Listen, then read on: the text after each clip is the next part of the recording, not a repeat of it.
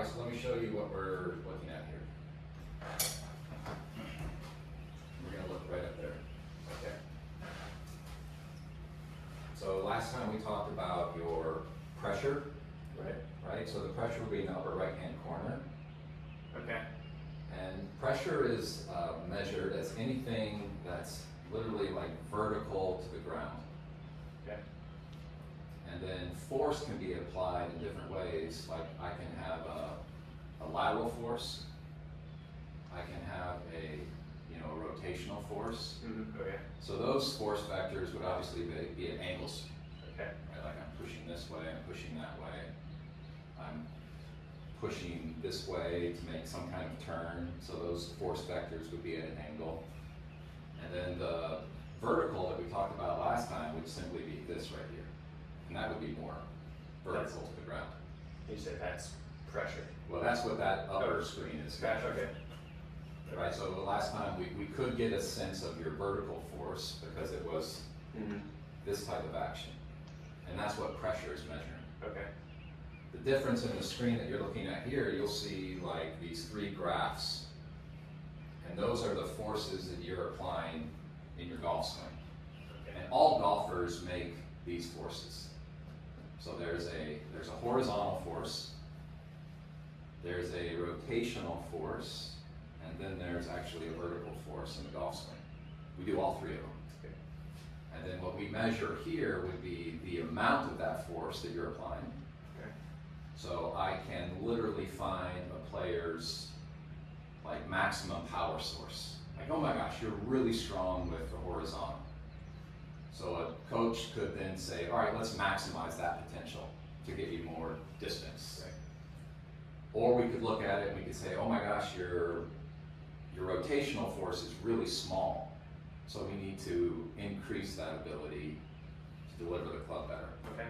So we're measuring it. And then there's also the sequence of when those forces are occurring.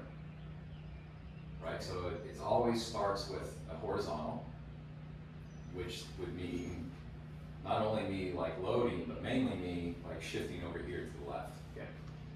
So that force then starts to slow, and then it turns into rotation, or what we call it here is torque, turn. Okay. And then that force would slow, and that turns into vertical. And it's all three of those that happen in sequence that allow somebody to really maximize the sequencing of all those forces. Okay. Does that make sense? Yeah. And so force, meaning how I push, turn, or jump, all of that happens before the motion occurs. Okay. Okay? So for instance, if I wanted to go that way, Right. I'm literally starting to push here, and then I'm moving that way. So I apply the force to make the motion. Okay. Okay. So force precedes motion. Okay.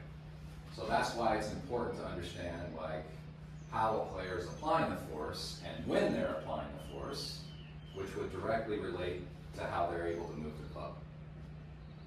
So how to move it most efficient.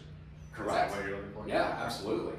So efficiency of motion, a player could come in and be like, look, I really want to maximize my power. Okay. Like you could do it that way. And a lot of my work in here with the force is literally like, I'm just looking at it. Yeah. And I'm not necessarily saying it to every person that comes in here. Right. Some people just be like, whoa, Right. way too much.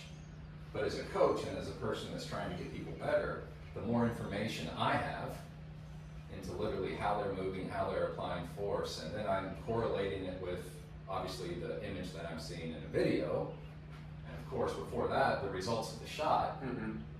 and it's like we have more information. We can get to the root cause of the problem easier and quicker. Right. And then you can be giving players keys based on like literally how they're applying forces in the ground to change the pattern of a golf swing. And there's some coaches that are purely based on like how am I moving the club, Right. hands, arms, whatever. And then there's other coaches